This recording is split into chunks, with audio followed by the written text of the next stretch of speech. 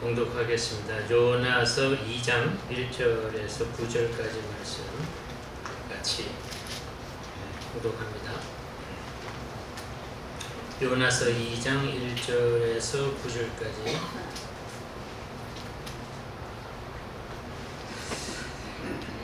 요나가 물고기 뱃속에서 그의 하나님 여호와께 기도하여 이르되 내가 받는 고난으로 말미암아 여호와께 불러 아뢰었더니 주께서 내게 대답하셨고 내가 수월의 뱃속에서 부르짖었더니 주께서 내 음성을 들으셨나이다.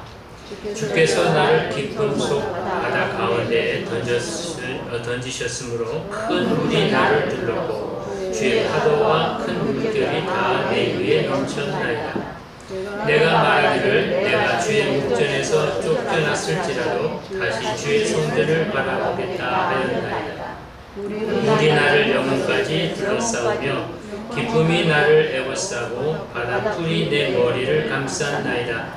내가 산의 뿌리까지 내려갔사오며 땅이 그 빗장으로 나를 오랫도록 막았사오나 나의 하나님 여호와여 주께서 내 생명을 구덩이에서 건지셨나이다. 내 영혼이 내 속에서 피곤할 때에 내가 여호와를 생각하였더니 내 기도가 주께 이르렀사오며 주의 성전에 비쳤나이다.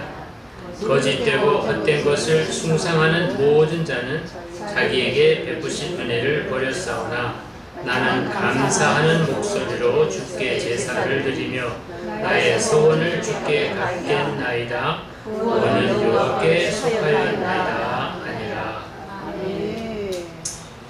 오늘도 주신 말씀 속에 주의 음성을 듣는 시간 되도록 우리의 마음의 문을 열게 하시고 우리의 귀를 열어 하나님의 영광에 임하는 복된 말씀의 시간 되도록 인도하시옵소서. 예수님 이름으로 기도합니다. 아멘. 오늘도 복종하는 마음으로 섰습니다.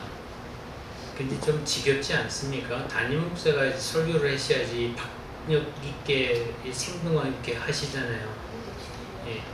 바다 녹듯이 넘어가는 설교가 별로 마음에 들지 않지 않습니까? 좋습니다. 너무 좋아하시면은 목사님이 밤에 우셔요. 자리 뺏길까봐. 그러나 걱정하지 마시라. 나는 은퇴한 사람입니다. 예.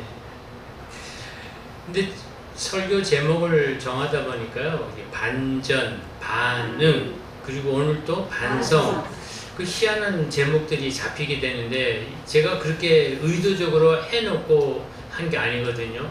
이걸 좀 줄여보자 했는데 이렇게 반시성이 돼버렸어요. 참 신기한 일이라 저도 생각을 해요. 이렇게 제가 같은 비슷한 말로 이렇게 시작되는 제목을 생전에 해본 적이 없는데 아마도 하나님께서 여러분을 무척이나 사랑하시는 모양입니다. 참 희한한 말씀이지만 복종하는 마음으로 준비를 했습니다. 자, 지난 시간 내용들을 우리가 잠깐 이제 생각을 해보죠. 반전의 주관자는 하나님이시다. 반전의 은혜를 잊기 위해서는 나를 나되게 하는 것들을 다 내려놓아야 한다. 그 다음에 반응하게 하시는 분도 하나님이시다. 주시는 말씀에 회개와 세례로 반응해야 되는데 잘못된 길을 돌아서 십자가를 지고 가는 신앙생활을 하는 것이다 라는 것을 지난 시간에 말씀 같이 상고했습니다. 자, 오늘은 반성의 기회를 주시는 분도 땡땡땡이시다. 또 한번 할까요? 주머니에서 뭐가 나오죠? 선물. 이거는 일주일 동안 다 잊어버리셨네.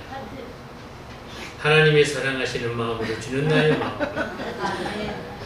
네. 하나님이시다.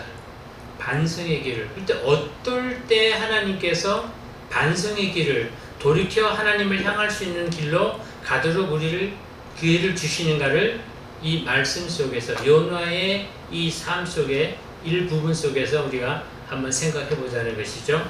혹시 나도 그런 기회가 있었는데 돌이키지 않았던 그런 실수를 범한 적이 있었던가?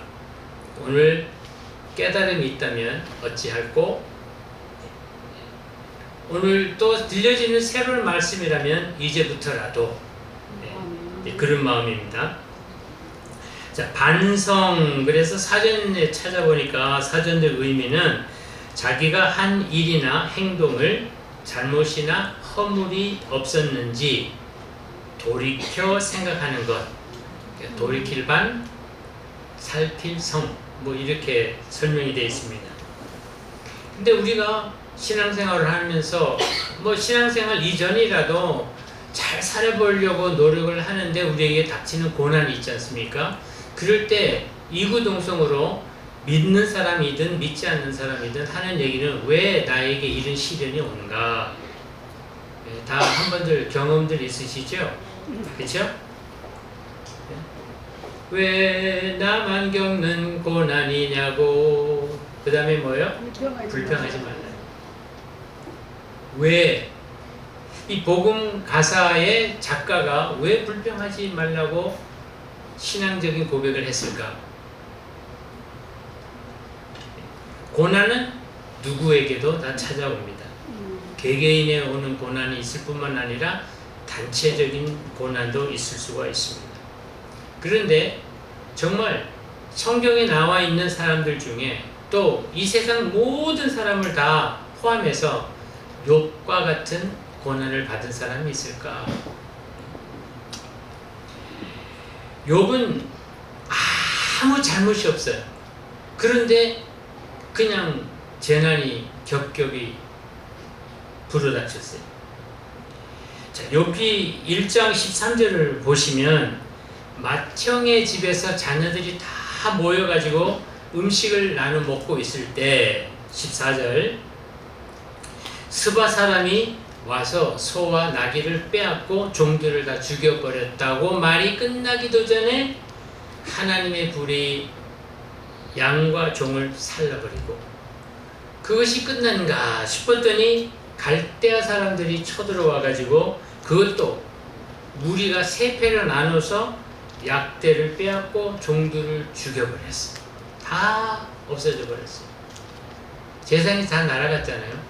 그것도 모자랐는지 큰 광풍이 불더니 집에 기둥을 쳐서 집 기둥이 딱 무너지니까 누가 죽어갑니까? 식구들이 다 죽어버렸어요. 일순간에 모든 것이 다 날아가 버렸어요. 그런데 성경이 지금 우리에게 보여주는 것은 그런 고난을 한꺼번에 재난을 당했다 하더라도 욥이 반응하는 내용을 주의 깊게 바라야 돼요. 욥이 무슨 고백을 합니까? 22절.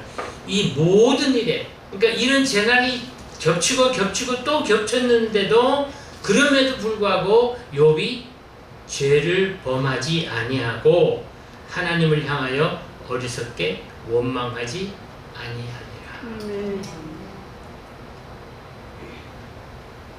우리 속된 말로 이거 미친 거 아니야? 그렇죠? 어찌 이런 고백이 나온다는 건가? 그런데 그렇게 고백할 수밖에 없는 배경이 있어요. 1장 5절 말씀에 보면 욥의 행사가 항상 이러하였더라. 어떻게요? 항상 순간순간. 심지어는 소개된 내용을 보면 자녀들이 와서 잔치를 했어요. 그런데 혹시 잔치하여서 범하는 죄가 하나님의 영광을 가리우지는 않았을까? 아침에 자녀 수대로 다 일일이 이름을 호명하며 하나님 앞에 뭐를 했더라? 제단을 쌓아. 얼마나 하나님을 경외하는 사람이었으면 이런 생활을 했겠는가 하는 것. 욥의 고백이.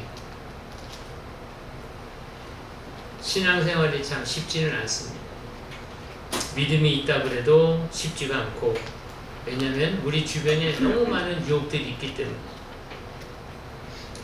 자, 요셉이 요셉된 것을 보면 요셉은 근본적으로 하나님을 좋아하는 사람이었어요. 하나님이 그 꿈에 얼마나 하나님이 요셉을 좋아했느냐, 그리고 요셉을 통하여 하나님의 구원의 계획을 이루겠다고 작정하시고 그 꿈에 미리 다 보여주셨어요. 이 철없는 요셉이 그 신나게 그 꿈꾼 거를 부모와 형제들에게 말했는데 부모는 그것을 마음에 새겼지만 형들을 시기와 질투로 요셉을 싫어했어요. 그래서 결국 이방 나라로 이제 팔려가게 되면서 고난의 여정이 이제 시작되지 않습니까? 자, 세상적으로는 그 속에서도 세상적으로는 성공할 수 있는 기회도 있었고 또 유혹도 있었는데 요셉은 무슨 고백을 합니까?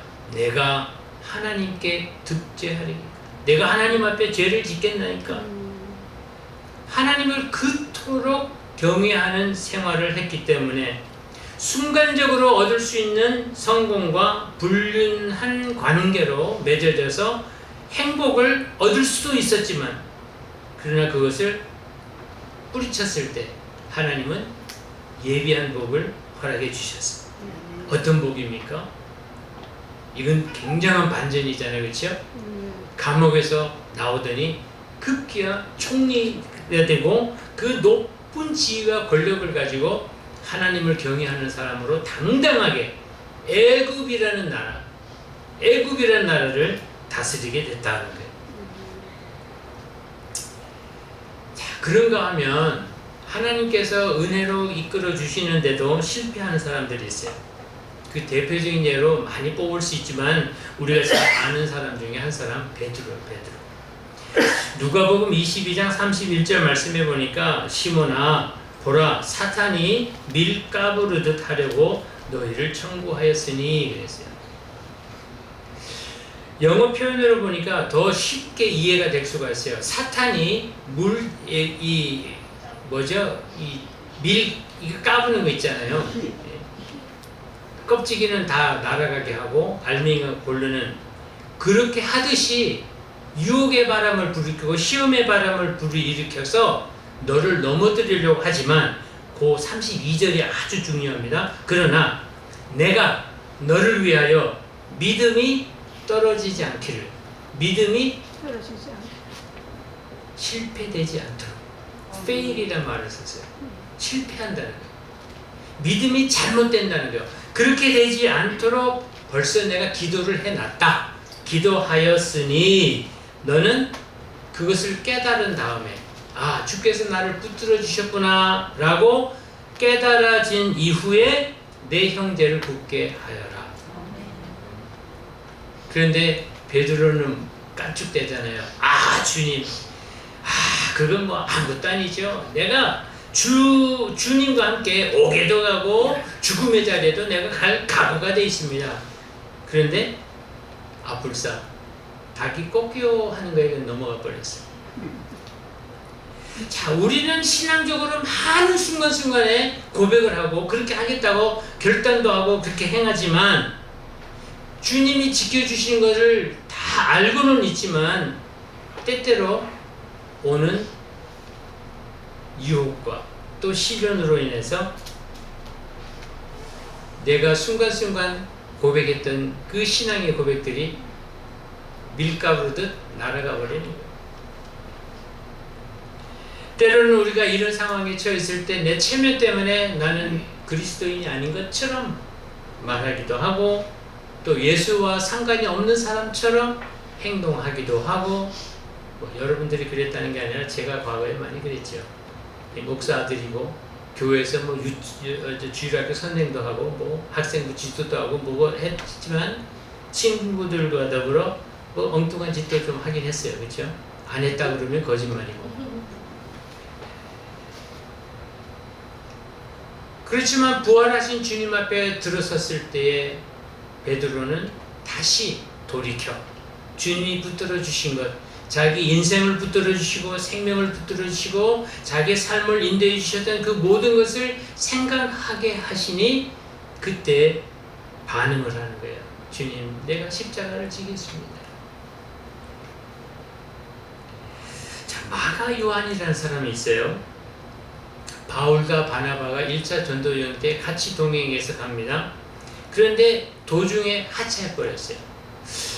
나름대로 제가 생각을 해보니까 자기도 주도자로서 믿음 있는 사람으로 권위가 있고 그 다음에 가르치는 입장에서 같은 입장으로 동행을 해줘야 되는데 그냥 심부름만 하는 사람이 되다 보니까 이거 좀 불편하다, 불만이 쌓이지 않았는가 생각을 해요.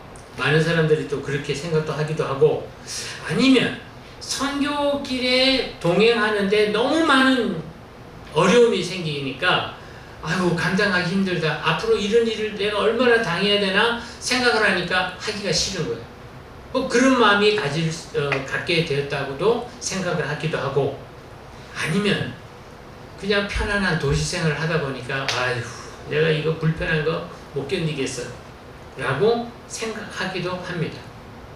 근데 어찌됐든 이유 간에 성경은 자세하게 우리에게 설명을 하지 않지만 끝내지 못하고 중간에 예루살렘으로 돌아가고요. 자, 2차 전도여행을 떠납니다. 그럴 때 바울과 바나바가 말다툼이 생겼어. 이 바나바의 조카 마가를 데리고 갈까 말까. 바울은 no. 우리와 동행하다가 그만뒀으니 또 가면 또 그렇게 될 것인데 왜 처음부터 데리고 가겠느냐? 그냥 놔두자. 그 둘이가 이제 말싸움을 했는데 결국은 바울은 실라를 택했고 바나바는 마가 요한을 데리고 이제 전도여행을 떠납니다. 그리고 난 이후에 마가가 다시 성경에 거론되기는 11년에서 12년이라는 긴 세월이 지납니다. 성경에는 자세하게 내용이 기록되지 않습니다. 그런데 마가복음을 기록한 것을 보면 바울 사도의 선교 활동에 대해서 많이 배우고 연구하고 훈련받았을 것이다, 이렇게 생각을 해보게 되었습니다. 바울이 마지막 순간에 옥중에서 생활할 때 세 사람이 남게 되는데 그 중에 한 사람이 마가예요. 그렇게 신앙 훈련을 받았다고 생각이 되어지는 게 그런 이후에 마가복음을 기록하는 그런 축복을 받게 됩니다. 자, 승리한 사람도 있고 실패한 사람도 있고, 그런데 오늘 또 요나를 보니까 실패한 사람인가요? 성공한 사람인가요? 실패한 듯 하지만 하나님이 주신 기회를 잘 잡고 성공한 사람이 된 거예요. 오늘 우리는 어떤 순간에 하나님이 나에게 이렇게 반성할 수 있는 기회를 주실까 하는 것을 성령의 지혜로 우리가 깨달아야 될 줄 압니다. 요나가 갈등이 생겼어요. 야, 니느웨 가서 이 말씀을 전해라 그럴 때 이제 갈등이 생겼는데 저 나름대로 생각을 해보니까 한 3가지 이유로 이제 생각을 해보게 되는데, 고난의 길을 가고 싶지 않은 거예요. 지금 너무나 편한 거예요. 사람들이 자기를 다 선지자로 알아주기 때문에 그냥 너무 편한 도시 생활을 하고 있어요. 그런데 니느웨까지 가려면 너무 먼 길이고 그 다음에 사막의 길이고 산골짜기고 돌짝밭인데 아유 그렇게 가서 누구 하나 반겨주는 사람도 없고, 솔직히 말하면 맞아 죽을 수도 있는 자리로 가는 거예요. 하나님을 모르는 사람들이 니느웨에 살고 있기 때문에 그 잘못 얘기했다가는 돌에 맞을 가능성도 있다는 거죠. 그러니 자기가 생활하고 있는 생활을 벗어나기 싫어서 그런 생각을 했을 거예요. 고난의 길을 가기 싫다. 혹 우리 주변에 우리가 그런 얘기를 하죠. 가난한 성도들이 있지 않는가? 안 나가도 돼. 뭐 굳이 나가야 될 필요 있어? 내가 이렇게 편하게 아무 걱정 없이 잘 되어지고 살고 있는데 꼭 굳이 교회 꼭 나가야 돼? 뭐 이런 사람들. 과연 그게 정말일까요? 그 고백이 정말일까? 그 다음에 니느웨라고 하는 성은 멸망대에 마땅하다 생각을 했어요. 왜? 아수르의 수도가 니느웨거든요. 그 아주 이스라엘을 괴롭혔던 나라. 그러니 망해도 싸다. 이스라엘을 쫓아오던 애국 병사들도 물에 다 빠져 죽고 소돔 고모라도 다 멸망됐고 노아 때 물로 심판받고, 그러니 니느웨 성도 마땅하다. 망해야 된다는 거예요. 그런 생각이 들었을지도 몰라요. 또 세 번째로 생각해 볼 건 니느웨 사람들은 하나님의 백성이 아니기 때문에 죽어마땅하다. 선민사상이 있었어요. 오직 유대인들만이, 이스라엘 백성만이 구원받을 수 있다라고 하는 그런 생각을 가지고 있어요. 얼마나 자만하고 교만한 생각이에요. 자, 사도행전 11장 9절 말씀에 보면 베드로가 기도 중에 환상을 봅니다. 그러면서 부정한 식물을 하나님이 먹으라고 그래요. 그럴 때 베드로가 뭘 얘기하죠? 못 먹겠다는 거예요. 왜? 자기는 하나님의 택함을 받은 사람. 그러니 불경한 음식을 먹을 수 없다. 그럴 때 하나님이 반응하십니다. 하나님이 깨끗게 한 것을 내가 속되다 말하지 말아라. 하나님의 구원의 계획은 모든 사람을 포함한다 그랬어요. 그러니 하나님의 구원 속에 구원하시기를 작정한 백성들은 어떤 경우에서라도 하나님께서 돌이켜 하나님의 백성으로 삼아줄 시간이 올 텐데, 가서 전도하라, 말씀을 전해라, 감동을 줬을 때에 부정한 사람이 나는 가지 않겠습니다라는 생각을 하지 말아라 이거예요. 왜요? 복음은 모든 사람들에게 공평하게 나눠져야 된다. 아멘.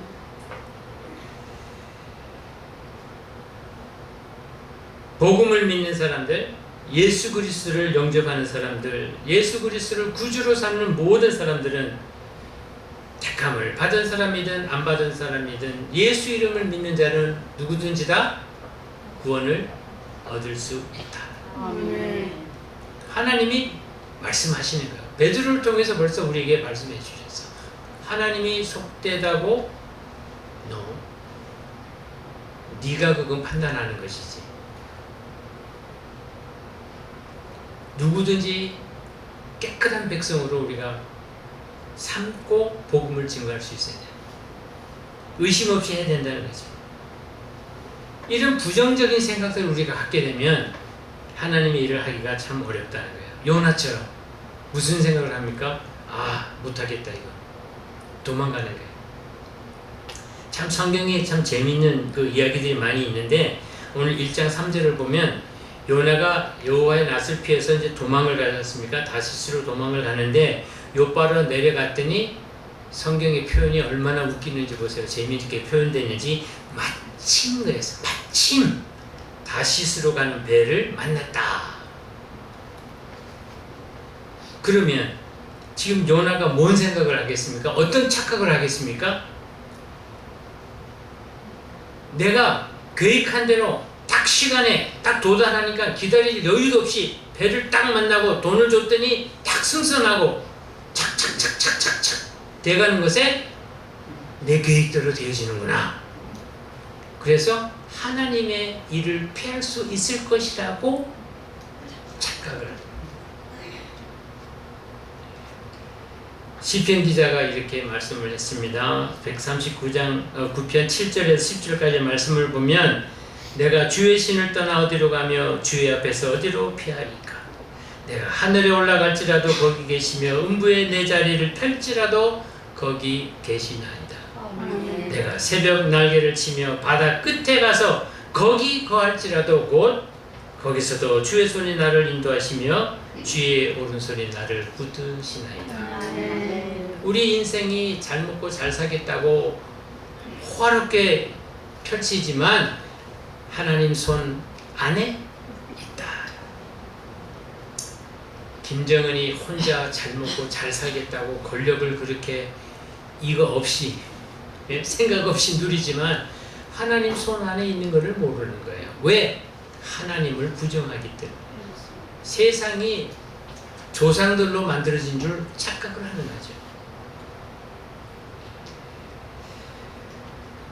아담이 범죄하고 난 이후에 하와 더불어 여호와의 낯을 피할 수 있을 것이라 생각을 했어요. 아담아, 네가 어디 있느냐?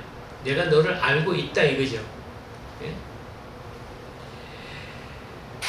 사울이 예수 믿는 사람들을 핍박하면서 다메섹으로 갈 때 예수님의 그 부르심에 피할 수 있었을까요?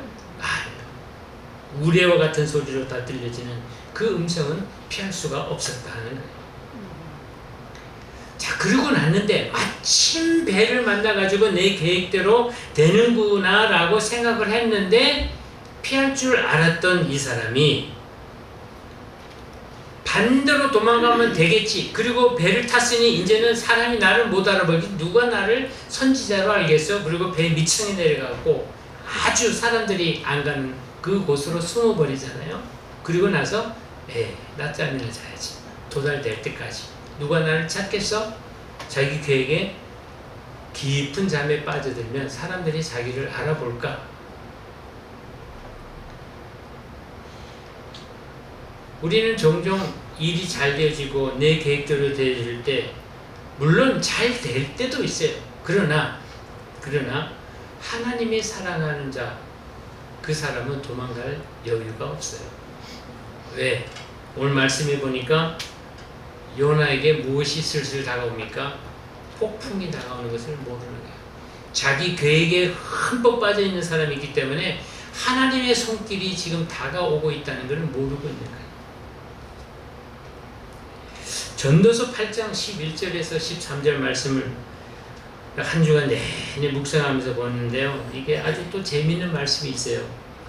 악한 일의 징벌이 속히 실행되지 않으므로 인생들이 악을 행하기에 마음이 담대하도다. 우리 한국 분들이 빨리빨리 문화잖아요. 뭐든지 빨리요. 퀵 서비스요. 퀵 배달. 와. 아내가 늘 즐겨 화장하는 화장품이 아주 올드 패션이 있어요. 이거는 화장품이 아니래요. 그거는 우리는 아주 비싼 좋은 화장품이라고 생각을 했는데 이건 아무 데서나 살 수 있는 화장품이 아닌 일상용품이라 뭐 그런가 보다 그랬어요. 근데 주문을 했더니 밤사이에 왔어요. 저는 좀 시간이 걸리겠지 생각을 했는데 밤사이에 문 앞에 딱 도달을 하니까 이야, 배달 민족 역시 다르다. 근데 말씀에 속히 실행되지 않으므로 퀵 서비스야. 그러니까 내가 나쁜 짓을 했어요. 그런데 빨리 그것에 대한 심판이 없어.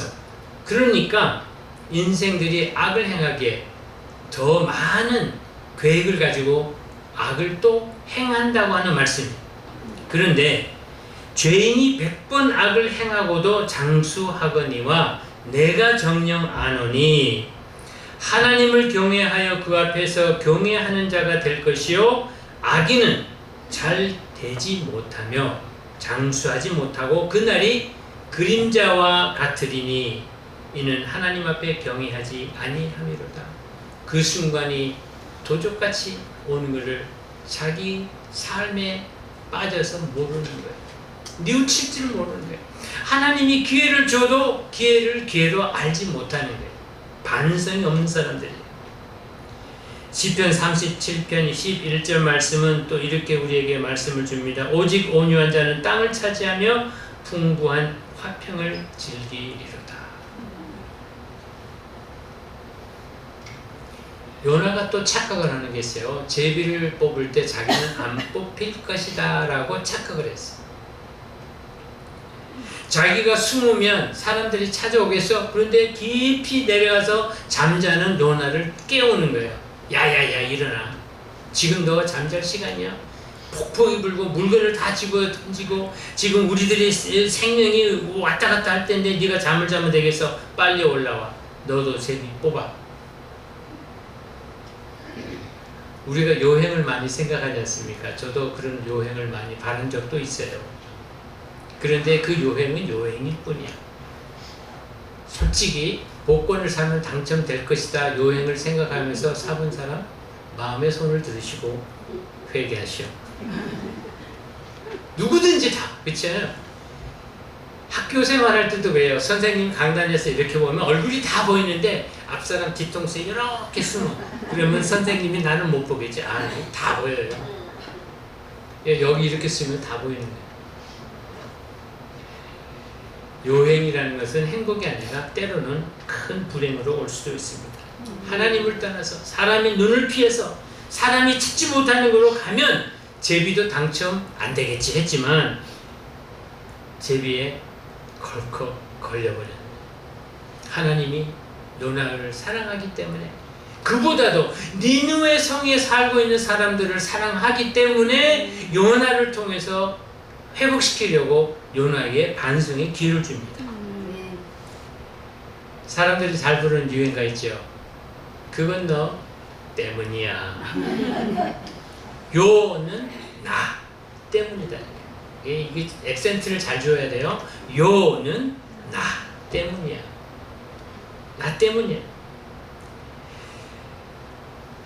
뽑히는 순간 요나는 빠른 반성을 하게 됩니다. 어떤 반성입니까? 이것은 바로 내 탓이니 나를 들어 바다에 던지라. 내가 잘못했다. 하나님 앞에 이제 뱃속에서 고백을 합니다. 오늘 본문 말씀이요. 뱃속에서 크게 잘못을 뉘우치고 고백하는데, 이 사람들에게 그 얘기를 할 수가 없잖아요. 나를 던져. 그러면 다 끝나. 해결돼. 요나가 하나님 주는 그 제비라는 그 순간을 통해서 빠른 반성을 하는 거예요. 하나님 잘못했어요. 그러니 나는 가겠습니다. 나를 던져라. 무슨 말을 하는 겁니까? 나를 죽이면, 나를 내려놓으면 살아날 사람들이 있다 하는 거예요. 나를 던지면, 반전의 역사예요. 나를 집어 던졌더니 없어질 줄 알았더니 다시 회복되네. 나로 인해서 내가 낮아질 때 내 주변에는 더 많은 사랑과 화평의 시간들을 즐길 수 있을 것이다 라는 것이죠.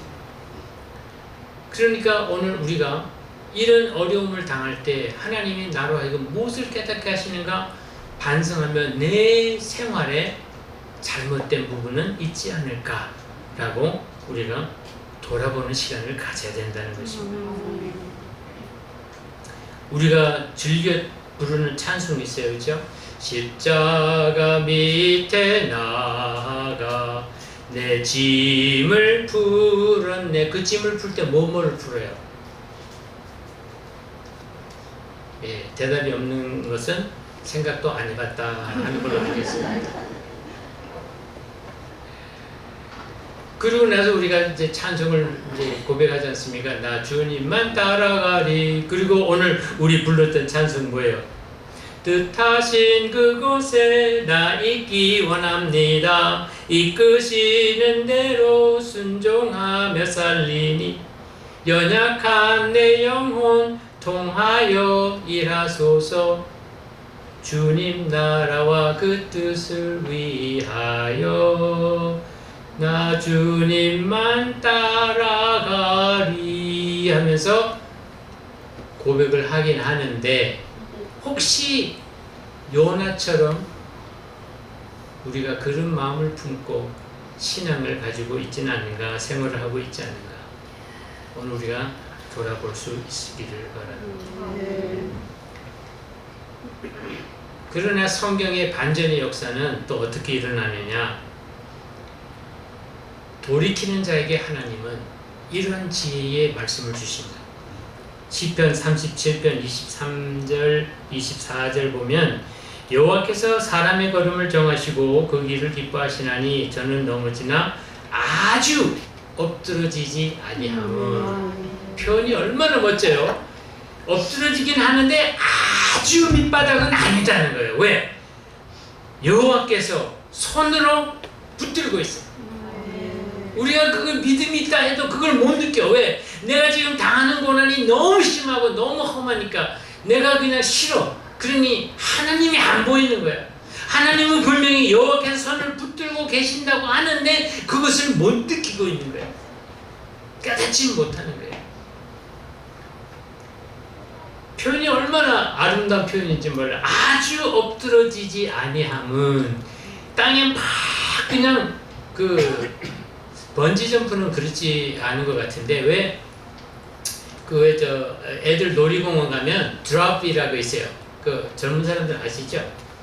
쭉 15m 올라갔다가 순간에 확 떨어지는데 땅에 닿을 듯 타는 그 순간에 딱 멈추는 거예요. 표현들이 다 어리둥절합니다. 난 그런 거 모르는데. 그러면 목사님 단체로 한번 기회를 잡아가자. 놀이동원 가가지고 드랍을 한번 해봐야 돼. 땅에 팍 부딪히려고 하는 순간에 딱 멈춰버리는 거야. 여호와께서 우리를 그렇게 붙들고 계신다. 아멘. 땅에 안 부딪히게. 아멘. 네가 순간 실패하는 자리로 간다고 여겨질지라도 그렇지 않다. 내가 너를 붙들고 있다고 하는 거예요. 주님은 우리를 외면치 않으신다. 주님은 우리를 꼭 붙들고 계시고 기회를 주셔서 다시 일어날 수 있는 그런 사랑을 베풀어 주신다는 거예요. 요셉처럼, 베드로처럼, 마가 요한처럼.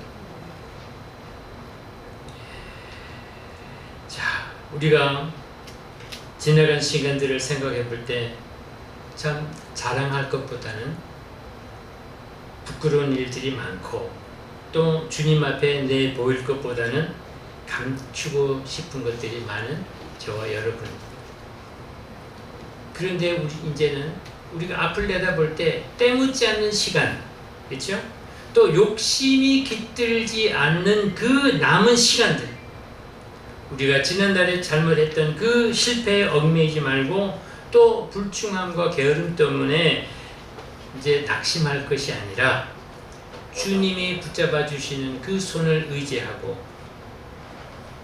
주님께서 기회를 주실 때 우리는 습관과 방향을 바꿔서 내가 잘못한 것이 있다면 거기를 돌이켜 은혜를 부어주실 날들을 내다보며 소망하면서 주님께서 내 삶을 지금까지 지켜주셨으니 이제까지 그래서 살아왔으니 앞으로도 주님이 동행하심을 믿습니다.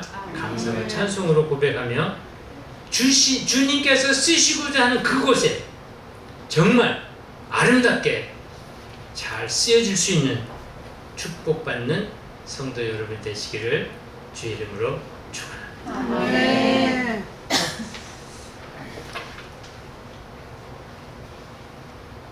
지금까지 우리의 삶을 우리가 하나님을 경외하지 못하고 말씀에 어긋나는 생활을 하며 믿음에 배반되는 삶을 살았다 할지라도 붙들어 주셔서 이 시간까지 인도하신 여호와 하나님,